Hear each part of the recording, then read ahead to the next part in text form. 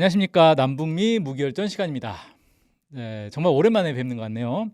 제가 좀 사정이 생겨가지고 한 몇 번 빼먹었는데, 저는 몇 번 빼먹었다고 생각했는데 보니까 한 달 넘게 쉬었더라고요. 그래서 이게 너무 좀 텀이 길어졌는데, 이게 앞으로는 이런 일이 없도록 매주 나가는 거 좀 잘 지켜보겠습니다. 자, 오늘은 지난 시간에 이제 계속 그 전투기, 비행기 관련된 얘기들을 하고 있었는데, 오늘은 스텔스에 대해서 좀 얘기를 해보려고 그래요. 스텔스기에 대한 얘기를 좀 해보겠습니다. 자, 전투기, 폭격기 이런 것들이 등장하고 나서 현대 전쟁에서는 이제 제공권이 매우 중요해졌어요. 공중을 지배하는 자가 전쟁을 지배한다, 전쟁을 승리한다, 뭐 이런 얘기가 나올 정도로 제공권 매우 중요해졌기 때문에 이제 이 선진국들은 너도 나도 첨단 전투기와 폭격기를 만들기 위해서 막대한 투자를 했겠죠. 그런데 그러면 이제 또 뭐가 있겠어요? 이 전투기나 폭격기를 제거하기 위한, 공격하기 위한 기술도 엄청나게 이제 발전을 할 거예요. 원래 이렇게 뛰는 자가 있으면 나는 자가 있는 거고, 창이 있으면 방패가 있는 거고, 그런 거잖아요. 그래서 이제 비행기의 천적이 등장을 하는데, 가장 이제 무서운 천적은 미사일이죠. 대공 미사일, 지대공 미사일이나 공대공 미사일 이런 것들이 날아가니까, 이게 이제 초반에는 사실 기술력이 그렇게 좋지는 않았는데 기술력이 점점 좋아지니까 이제 대공 미사일 날아오면 비행기는 이제 격추되는 게 거의 이제 기정사실이 되는 그런 수준이 됐어요. 그래서 비행기가 아주 두려워하는 이제 무기가 탄생을 하게 된 거죠. 그러니까 레이더에, 그러니까 비행기 보면은 비행기 앞에 기수에 레이더가 달리는데 거기만 레이더가 있는 게 아니에요. 사실은 곳곳에 레이더가 있는데 이제 후방 레이더에 미사일이 포착된다. 그러면 이제 난리 나는 거죠. 그래서 영화 같은 거 봐도 레이더 그 이제 미사일이 그 포착돼서 막 그 비상 빨간 불이 막 켜지면 조종사가 혼비백산 해가지고 막 어떻게 합니까? 플레어 뿌리고 뭐 적외선 미사일이다. 그러면 이제 태양 쪽으로 향해서 날아가면 미사일이 태양과 이 비행기 엔진 열을 구분을 못 해가지고 뭐 피할 수 있다. 뭐 그런 얘기도 나오고, 아무튼 도망가느라고 이제 정신 없죠, 미사일 때문에. 자, 그래서 이제 각국이 전투기나 폭격기 만드는 것도 중요하지만 대공 방어망 형성하는 데도 이제 많은 투자를 하게 됩니다. 대공 미사일 많이 만들고 대공포도 많이 만들고 뭐 그렇게 되는 거죠. 자, 그러면 이제 어떻게 해야 되겠습니까? 대공 미사일을 어떻게 피할 것인가, 이것도 또 연구를 해야 될 거 아니에요. 그렇게 해서 나온 게 바로 이제 스텔스기다, 이렇게 얘기를 할 수 있습니다. 이게 이제 1991년 걸프전이 바로 이 제공권의 역사가 바뀌었음을 선언하는 전쟁이 됐습니다. 당시에 이라크가 세계적인 방공망을 갖추고 있었어요. 그러니까 오늘날 이라크 하면은 거의 진짜 어디 망한 나라의 상징 뭐 이렇게 인식을 하지만, 그때 1991년만 해도 이라크가 군사 강국이었습니다. 중동에서 아주 강한 강국이었고 선진국 수준의 그런 이제 무기 체계 양적으로 특히 갖추고 있었어요. 그래서 이라크를 이제 미국이 공격을 하겠다라고 하니까 많은 사람들이 어떻게 공격하려고 그러지? 이라크의 방공망이 장난 아닌데, 폭격기들이 들어가는 족족 다 격추될 텐데 어떡하려고 그러지? 이렇게 이제 생각을 했어요. 이때 이제 등장한 게 바로 F-117A 나이트호크라는 최초의 스텔스기죠. 실전에 투입된 최초의 스텔스기다, 이렇게 얘기할 수 있습니다. 이게 레이더에 안 걸린단 말이에요. 그래서 방공망을 무시하고 그냥 이라크에 들어가서 주요 시설을 정밀 폭격을 해버렸어요. 이걸 보고 전 세계가 이제 충격을 받았죠. 와, 레이더를 피하는 전투기가, 폭격기가 발명이 됐대. 큰일 났다. 예, 이때부터 이제 세계 각국이 너도 나도 스텔스기 개발에 뛰어들었겠죠. 물론 이제 그 전부터 이미 연구는 하고 있었어요. 그리고 동시에 또 뭐가 있겠습니까? 스텔스기가 만능은 아닐 테니까 약점이 분명히 있을 거야. 그래서 스텔스기를 잡는 방법도 연구를 하기 시작했습니다. 이렇게 이제 두 축으로 들어간 거죠. 자, 스텔스 기술이 뭔지에 대해서 좀 이제 살펴볼게요. 비행기를 탐지하는 방법에는 크게 이제 세 가지가 있습니다. 레이더를 이용하는 방법, 열 추적을 하는 방법, 눈으로 보는 방법. 이게 있어요. 근데 이제 눈으로 보는 방법은 사실 눈으로 비행기를 보는 순간 이미 죽은 거랑 다름없다, 이렇게 봐야 되겠죠. 눈으로 보는 건 이제 제일 이제 가까이서 근접전 할 때나 이제 쓸 수 있는 거고, 기본적으로는 이제 가장 멀리서 포착할 수 있는 건 레이더를 이용한 방법입니다. 그 다음에 이제 가까이 오면 열 추적을 통해 가지고 이제 포착을 할 수가 있고요. 그다음에 이제 완전히 코앞에 왔을 때는 이제 눈으로 직접 보는 거고 이렇게 크게 세 가지 방법이 있다라고 볼 수 있겠는데 이걸 피하는 게 바로 스텔스 기술이에요. 그러니까 스텔스 기술이라는 건 레이더도 피해야 되고 열도 피해야 되고 눈으로 보는 것도 피해야 되는데 눈으로 보는 걸 피하는 건 보통 이제 스텔스라고 얘기는 하지 않습니다. 눈으로 보는 걸 어떻게 피하겠어요? 투명 비행기를 만들어야 되는데 투명 비행기를 만든다는 건 사실 말이 안 되는 거잖아요. 라고 얘기할 수 있지만 오늘날에는 투명 비행기를 만드는 기술에 점점 근접해지고 있습니다. 이게 그 메타 물질이라 해가지고 어떤 물체를 투명하게 만들어주는 그런 이제 물질이 지금 연구가 많이 되고 있어요. 상당히 활발하게 연구가 되고 있습니다. 그래서 그 영상에서 아마 그 보신 분들 있을 거예요. 어떤 유리막 같은 게 플라스틱 그 투명 플라스틱 막 같은 게 있는데 가까이 있는 사람은 안 보이고 멀리 있는 사람만 보이는 뭐 그런 이제 신기한 그런 막들이 있잖아요. 그게 이제 메타 물질로 만드는 건데 그런 것들이 활발하게 연구는 되고 있다 그래요. 근데 뭐 아직 실용화 단계는 아니고. 그래서 기본은 이제 스텔스 기술이라고 하면 레이더를 어떻게 회피하느냐 이게 이제 핵심이에요. 자, 스텔스 기술이라는 게 레이더가 비행기가 있으면 레이더 전파가 와가지고 반사되는 거잖아요. 이 반사가 되지 못하도록 레이더가 반사되지 못하도록 흡수를 하는 그러니까 전파를 흡수하는 그런 방식을 쓰는데 특수 도료를 쓴다 그래요. 특수 도료를 쓰는 것도 있고 그다음에 비행기의 모양도 중요합니다. 비행기 모양에 따라서 어느 방향으로 반사되느냐가 결정이 되잖아요. 그래서 그런 것들은 이제 기술을 쓰는 건데 물론 스텔스 기술을 쓴다고 해서 레이더 전파가 완전히 다 흡수돼 가지고 반사가 안 되고 그런 건 아니에요. 다만 이제 커다란 비행기가 야구공만하게 탐지된다거나 뭐 100km 밖에서 탐지되던 게 10km 밖에서 와야지만 이제 탐지가 된다거나 이런 식으로 탐지를 좀 어렵게 만드는 그런 효과가 있는 겁니다. 자, 이제 비행기 탐지를 피하기 위해서 비행기 모양을 독특하게 이제 만드는 게 이제 우선이에요, 일단. 그래서 그 F-117 나이트워크 처음 공개됐을 때 사람들이 되게 황당했던 게 저기 뭔 비행기가 이상한 모양으로 생겼다. 그래서 별명이 다리미였어요. 다리미. 다리미처럼 생겼다라는 거예요. 약간 뭐 SF 영화에 나오는 미래 비행기 이런 이제 느낌을 준다는 거죠. 그러니까 전통적인 비행기 모양을 이제 탈피를 하는데 이 모양을 이제 잘 보면은 요즘 나오는 그 이제 전차나 아니면 군함들도 이런 식으로 각진 모양을 이제 하는 것들이 있어요. 이게 레이더를 피하기 위해서 그런 겁니다. 그러니까 전차나 군함도 레이더를 피해야 될 필요가 있기 때문에 이런 식으로 이제 좀 만든다는 거예요. 자, 그래서 근데 이제 전통적인 비행기 모양에서 너무 크게 이탈을 하면 레이더는 이제 효과적으로 이제 반사를 막을 수 있지만 공기장이 너무 커져서 비행기의 기동성이 이제 떨어지는 문제가 생기잖아요. 그래서 오늘날에는 이렇게 각진 모양의 비행기를 만들지는 않습니다. 그 컴퓨터를 이용해 가지고 최적의 레이더 반사가 잘 되지 않는 그 곡선을 찾아낸다 그래요. 그래서 그 곡선으로 이렇게 만든다고 하더라고요. 자, 그래서 요즘 나오는 뭐 F-20이나 F-35 이런 비행기들 있잖아요. 뭐 러시아의 수호이 57 이런 비행기들 보면은 전통적인 그 비행기 모양하고 크게 다르진 않아요. 그런데 레이더 반사 면적을 최소화해주는 그런 이제 곡면을 찾아낸 거죠. 자, 그다음에 이제 물질 자체가 표면에 바르는 도료 자체가 전파를 흡수하는 그런 도료가 있어요. 그거를 이제 칠을 하거든요. 이 칠이 근데 상당히 이제 말이 많은 그런 겁니다. 이걸 이제 영어로는 RAM이라고 하는데 이게 이제 그 램의 종류에 따라서 전파를 얼마나 흡수하느냐도 다르지만 흡수하는 전파의 파장, 어떤 파장의 전파를 흡수하느냐 이것도 달라지는 거예요. 현재 미국이 사용하는 램이 전파를 약 70에서 80% 정도 흡수한다고 해요. 그러니까 100% 흡수하는 건 아니죠.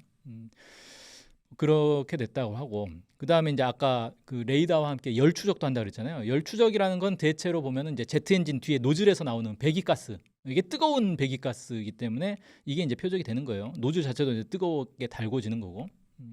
그래서 배기가스 온도를 낮추는 기술 이것도 중요하고 그다음에 노즐 자체를 이제 숨기는 기술 그래서 날개나 동체 이런 거 안쪽에다가 노즐을 넣어가지고 최대한 열 추적을 피하는 그런 기술들을 이제 많이 씁니다.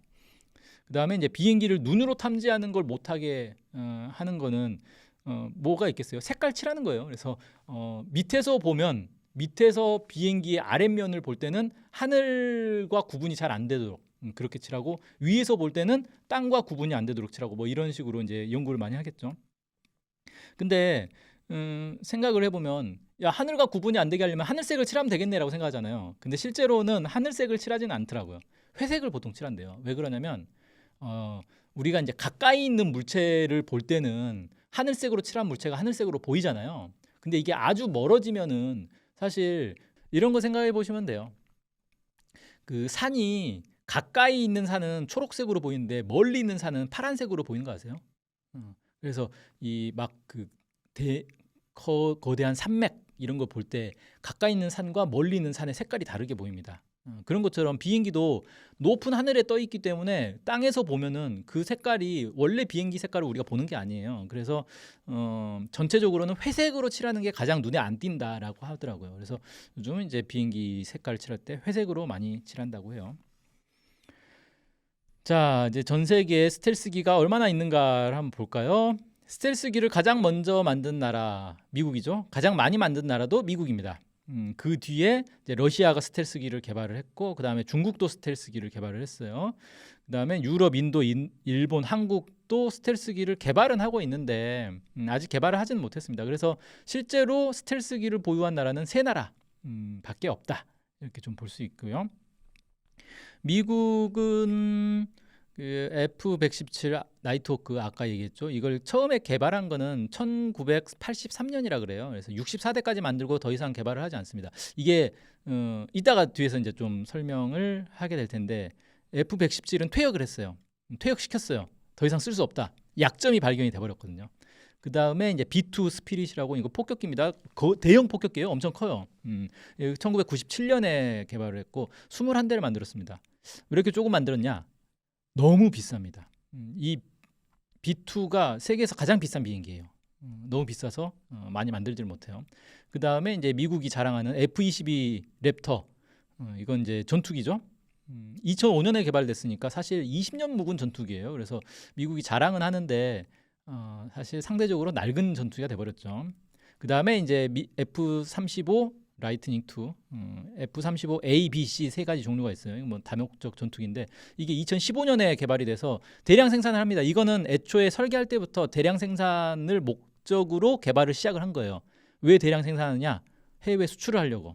F-22는 수출을 하지 않습니다. 이거는 너무 좋은 비행기니까 미국만 쓸 거야라고 해서 수출을 하지 않는데 그러다 보니까 단가가 너무 올라가잖아요. 그래서 좀 저가 양산형으로 만들어 보자라고 해서 F-35를 개발을 해서 여러 나라의 공동 제작을 약간 강요를 했어요. 그래서 너네 돈 투자하면 우리가 몇 대를 너네한테 줄게 이런 식으로 해가지고 그래가지고 사실 한국도 거기에 들어갔죠. 한국, 튀르키예 뭐 이런 나라들도 들어갔어요. 영국, 뭐 유럽의 몇몇 나라들 이런 나라들이 거기에 들어가가지고 돈 투자하고 공동 개발 말이 공동 개발이지 사실 이제 미국이 거의 주도해서 개발을 했고 이제 부품 생산 같은 걸 좀 해가지고 보내주고 막 그래요. 그렇게 해서 생산되면 이제 보내주는 거죠. 그렇게 해서 대량 생산을 하니까 단가가 좀 많이 내려가서 값싼 전투기가 됐다라고 하는데 말로는 F-22가 제일 좋다 뭐 그러는데 뭐 뒤에 또 설명하겠지만 F-35가 F-22에 뒤지지 않는다라는 얘기도 있어요. 왜냐하면 후발주자 나중에 개발됐기 때문에 더 좋은 이 장비들이 많이 들어갔을 거 아니에요. 그래서 F-22 같은 경우가 미국이 뭐 자랑은 많이 하는데 사실 좀 이제 기술력에서는 오히려 요즘 나온 비행기보다는 뒤처진 그런 비행기가 돼버렸어요. 러시아는 수호이 57이라고 아직 하나밖에 개발을 못했습니다. 지금 이 후속작으로 약간 더 양산형으로 개발하고 있는데 아직 뭐 실전 배치는 안 됐고 수호이 57이 2020년에 개발이 됐어요. 그래서 상당히 이제 최신 어떻게 보면 이제 중국의 스텔스기를 제외하면은 가장 최신 전투기라고 할 수 있어요. 이게 있는데 아직 대량 생산을 많이 못했습니다.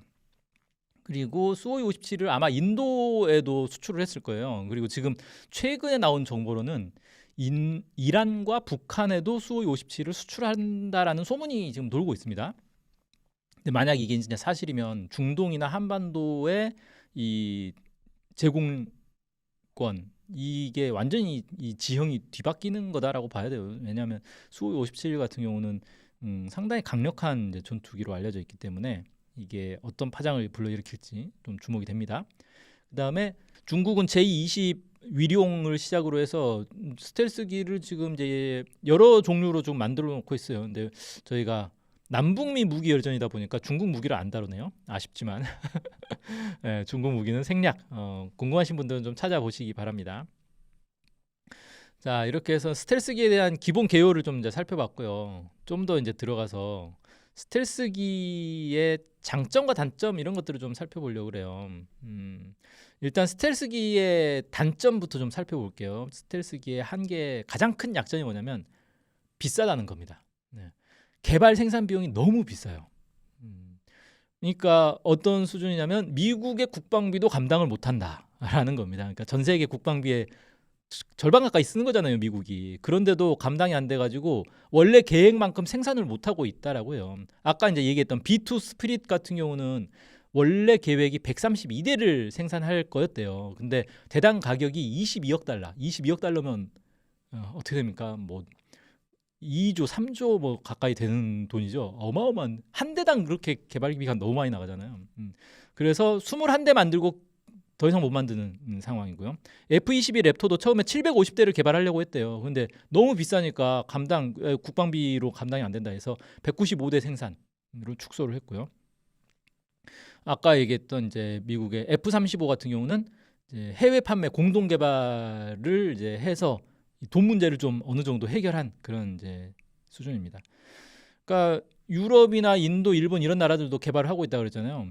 개발비가 감당이 안 되는 거예요. 그래서 이제 자기들 따로따로 못 만들고 좀 합작을 하자 뭐 이런 식으로 좀 얘기를 많이 하고 있습니다. 그다음에 이 스텔스기가 문제가 개발 생산하는데도 이제 돈이 많이 드는 것도 있는데 운영 유지비가 또 장난이 아니에요. 왜냐하면 아까 스텔스기 겉에 레이더를 흡수하는 도료를 칠한다고 했잖아요. 그 도료가 그냥 뭐 어디 동네 가게에서 사오는 페인트가 아니잖아요. 엄청나게 비싸요. 그리고 문제는 뭐냐면 이 도료를 칠하고 비행을 하고 나면 도료가 벗겨져요. 그래서 비행하고 나면 또 칠해야 돼요. 이게 비용이 장난이 아닌 겁니다. 자, 지금 이제 그 F-35를 예를 들자면 미 국방부에서 F-35를 2,500대를 구입할 계획이에요. 근데 여기 이제 4천억 달러가 들어갈 걸로 추정이 되는데 운영 유지비가 1조 2,700억 달러로 추산이 됩니다. 그러니까 이게 아니 구입 비용보다 운영 유지비가 더 비싼 이 배보다 배꼽이 큰 황당한 상황이에요. 운영 유지비가 지금 전투기 구입비의 3배가 넘는 황당한 상황인데 그 정도로 이제 유지비가 많이 난다는 거예요. 그 전파 흡수 물질 이 도료를 계속 칠해줘야 되는 그게 이제 문제인데 이게 아직까지는 기술력이 한계인 것 같아요. 그래서 이 물질이 고온에 좀 약하다 그래요.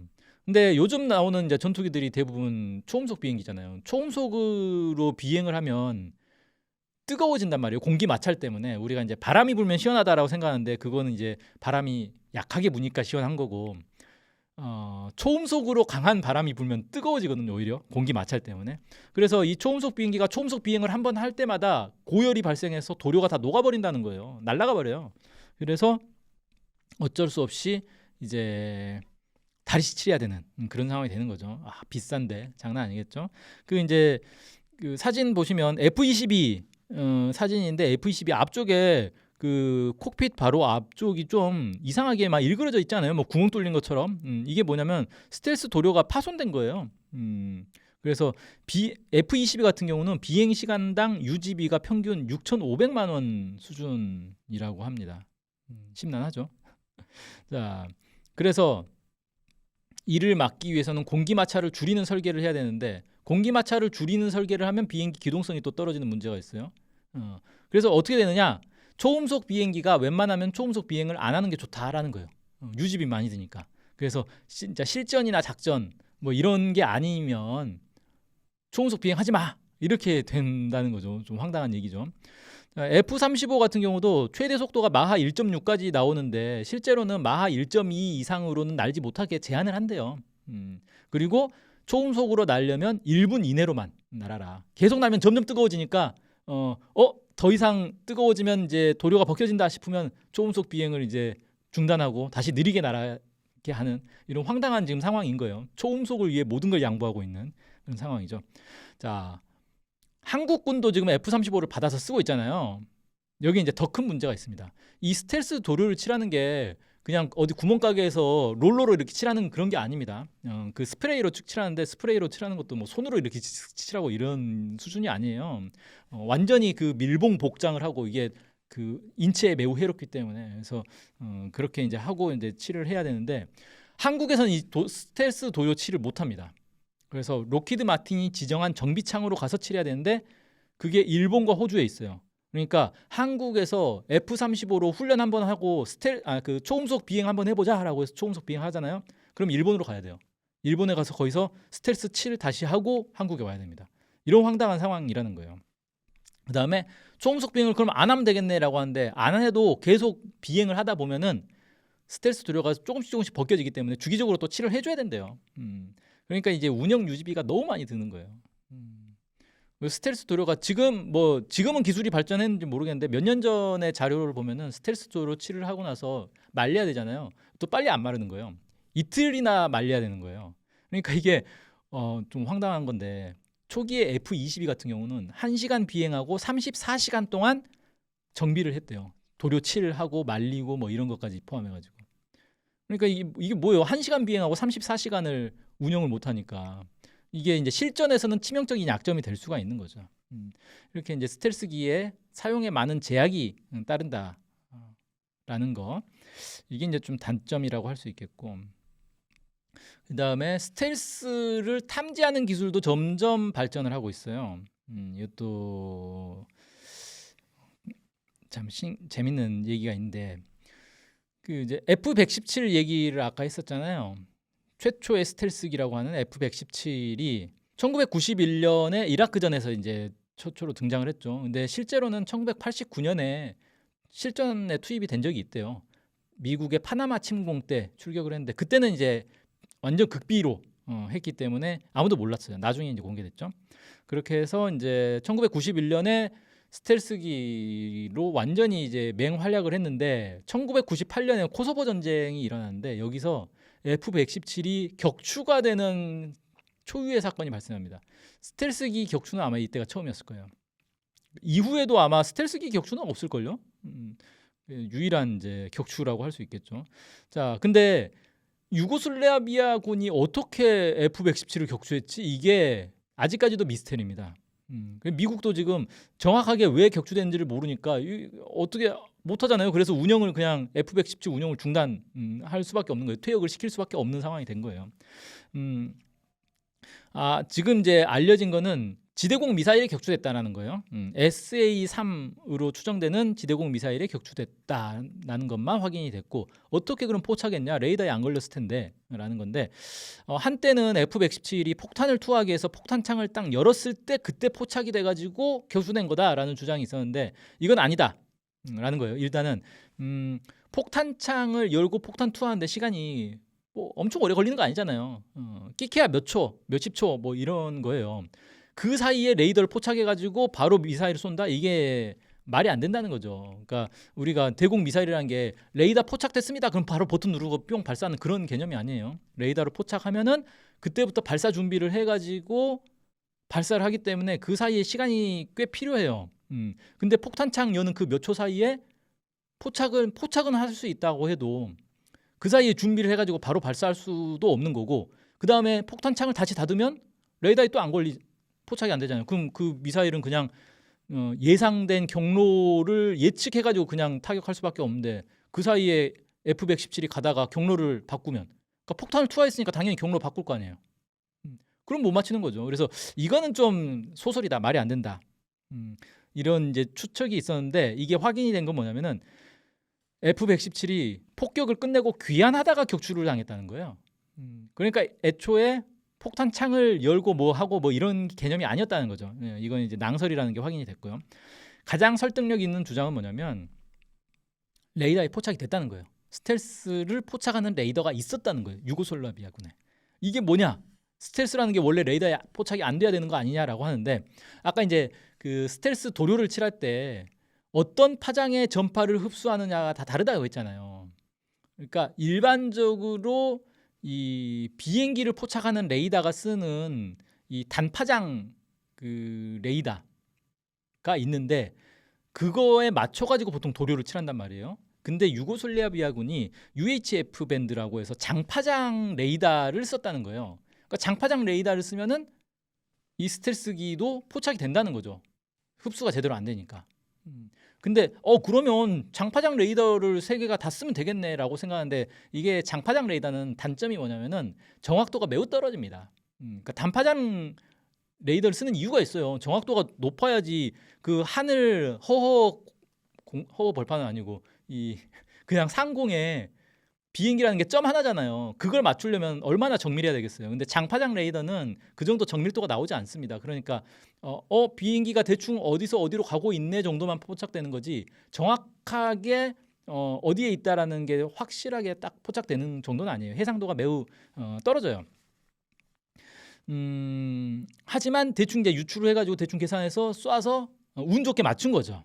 그렇게 이제 볼 수 있다. 그래서 주로 이제 대전투기로 쓰는 레이더는 X밴드 레이더인데 우연히 파장이 긴 UHF 밴드 레이더를 써서 스텔스기를 탐지해서 격추한 거 아니냐.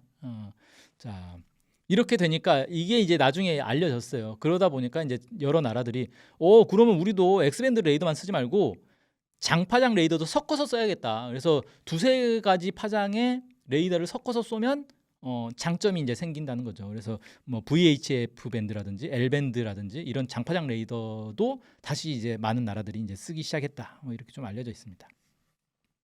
그 다음에 그 레이더 중에서 그 위상 배열 레이더 있잖아요. 그 중에서도 이제 가장 최신 능동 위상 배열 레이더. AESA라고 하는데 이 같은 경우도 이제 민감도가 매우 높기 때문에 스텔스기를 탐지할 수 있다 그래요. 그러니까 우리가 그 스텔스기라는 게 레이더에 전혀 포착이 안 되는 거 아니고 집채만한 비행기가 야구공만하게 포착되고 막 그런다고 했잖아요. 그러니까 포착이 되긴 되는 거예요. 그러니까 위상배열 레이더 같은 경우는 야구공도 잘 포착을 할 수 있다. 뭐 그런 이제 개념인 거죠. 그 미국의 레이시온사에서 개발한 게 그 AESA 레이더 AN 스파이 6 레이더 이게 이제 많이 쓰는 레이더인데 이게 일반 레이더에서 골프공 크기로 보이는 스텔스기를 330km 밖에서도 포착할 수 있다라고 합니다. 그러니까 매우 성능이 뛰어난 거죠. 그 다음에 러시아의 대공 미사일 S-300, S-400 이게 성능이 사실 이제 대공 미사일 중에서는 가장 성능이 뛰어나다라고 이제 꼽는데 이 같은 경우도 이 미사일들도 이런 이제 능동 배열 레이더뿐만 아니라 장파장 레이더를 함께 사용을 해서 스텔스기를 탐지를 할 수 있다 그래요. 그래서 스텔스기가 의외로 우리는 이제 완전히 레이더에서 전혀 포착이 안 될 거야라고 생각하지만 그건 아니다. 의외로 종종 포착이 된다라고 합니다. 뭐 중국에서 2015년에 발표한 보고서가 있는데 거기에도 뭐가 나오냐면 중국군 스텔스기인 J-20에 탑재한 레이더로 110km, 150km 떨어진 F-22 B2 스텔스기를 포착했다라는 보고서가 있다 그래요. 그리고 중국 CCTV에도 2017년 동중국해에서 비행 중인 F-22를 탐지했다라는 보도도 나왔었고요. 2017년 10월에 그 세르게이 쇼이구 러시아 당시에는 국방부 장관이었죠. 지금은 뭐 안보실장인데 이 사람이 이스라엘의 F-35I가 시리아군 지대공 미사일 S-200에 맞아서 심각한 손상을 입었다라고 이제 주장을 했어요. 그러니까 시리아 내전에 이스라엘 전투기가 들어갔다가 러시아 지대공 미사일에 맞았다라는 거죠. 그 직후에 실제 이제 그 이스라엘 F-35 한 대가 가동 중단됐다는 보도가 또 나왔어요. 그래서 그게 그거 아니냐 뭐 이런 이제 논란도 있었다고 합니다.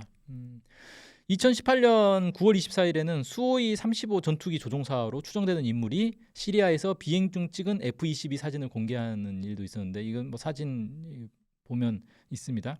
그래서 야 뭐 스텔스기라고 해도 포착이 되는구나 뭐 이런 이제 것들이죠. 그 다음에 그 패시브 레이더라는 게 있어요. 패시브 레이더로도 스텔스기를 탐지할 수 있다. 이런 주장도 있어요. 그래서 애초에 유고슬라비아군이 그 F-117 스텔스기를 포착할 때 그 장파장 레이더가 아니라 패시브 레이더였다라는 주장도 있어요. 근데 뭐 이제 아직 확인이 된 게 아니라서 이제 어느 게 맞는 말인지는 모르겠는데, 그 패시브 레이더라는 게 뭐냐면은 일반 레이더는 전파를 쏘고 그 전파가 반사돼서 온 걸 감지를 하는 거잖아요. 근데 그게 아니라 그냥 이 물체가 날아가면서 전파를 이렇게 발신을 할 때 그 전파를 포착하는 장치라는 거예요. 그러니까 이 엄밀하게 말하면 레이더가 아닌 거죠. 그냥 전파 감지기라고 봐야 되는 거죠. 그게 이제 패시브 레이더라는 건데, 스텔스기가 왜 전파 날아가면서 전파를 발산을 하지? 무선 통신을 한다는 거예요. 그 다음에 스텔스기도 자체 레이더가 있으니까 레이더를 작동할 거 아니에요. 그러니까 그 레이더를 작동할 때 그 레이더 전파를 누군가가 포착을 해버리면 저기서 왜 전파가 날라오지? 뭐 있나 보다. 이렇게 돼버린다는 거죠.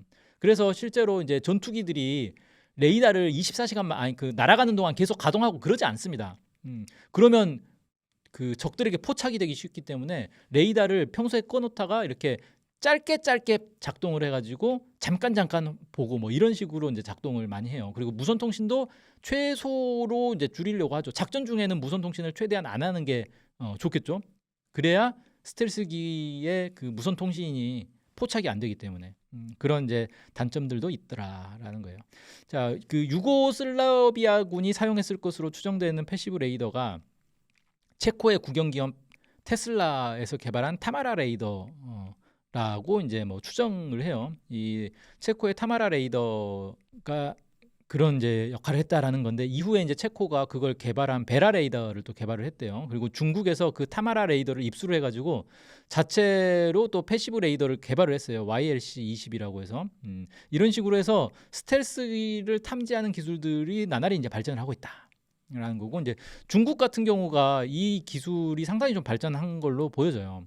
2019년에 중국 전자과기에서 발표한 게 뭐가 있냐면, 스텔스기 탐지 능력을 갖춘 레이더를 개발했다라고 발표를 했는데, 이게 이제 뭐냐면은 통상 사용하는 전파와 적외선 사이의 테라헤르츠파를 이용하는데, 그러니까 이거는 뭡니까, 전파에 비해서 적외선이면은 파장이 엄청 짧은 거거든요. 그러니까 그 사이니까 되게 초극단파라고 할 수 있죠. 매우 짧은 파장에 그 레이더를 쓰는 건데, 그렇게 그걸 쓰면은 스텔스기를 탐지할 수 있다라고 이제 발표를 했는데, 파장이 엄청 짧으면 단점이 하나 있습니다. 뭐냐면은 먼 거리를 못 가요. 가다가 중간에 다 이제 막 산란돼 버리고 없어져요. 그래서 먼 거리를 탐지하지 못하는 게 이제 단점이다 라고 하고 있죠. 그다음에 중국에서도 2022년에 300km 떨어진 거리에 있는 스텔스기를 탐지하는 소형 적외선 탐지 장치를 개발했다, 뭐 이런 발표도 했어요. 그래서 이건 아예 그냥 적외선 탐지인 거예요. 그러니까 레이더가 아닌 거죠. 자, 근데 뭐 이런 연구들은 계속 되고 있는데 아직 이제 실전에 쓰일 단계는 아니다 보니까 아직까지 스텔스기를 제대로 포착하는 레이더, 그런 만능 레이더는 아직까지는 없는 거고, 이런 게 이제 개발이 되는 동안에 스텔스 기술도 또 더 발전할 거 아니에요. 그러니까 이제 창과 방패가 동시에 이렇게 발전하는 그런 과정이다, 뭐 이렇게 좀 볼 수 있겠죠. 아직까지는 스텔스기도 완벽하지 않고 스텔스기를 탐지하는 기술도 완벽하지 않다, 뭐 이렇게 보는 게 맞을 것 같아요. 그래서 이후에 지금 뭐 중국 같은 경우도 계속 신형 스텔스기를 계속 공개를 하고 있고, 심지어는 스텔스 무인기도 공개를 하고 있고요. 요즘 이제 스텔스 미사일까지도 이제 막 나오잖아요. 최근에도 그 북한에서 공군 무슨 행사를 했는데 거기에 나온 순항 미사일이 스텔스 순항 미사일이다, 이런 주장들이 나오고 있어요. 생긴 게 약간 좀 특이하게 생겼어요. 자, 이런 식으로 스텔스 연구는 각 나라들이 열심히 하고 있다라고 보시면 되겠습니다. 자, 그래서 오늘은 스텔스기에 대해서 쭉 얘기를 했는데요. 오늘 방송은 여기서 마치겠습니다. 감사합니다.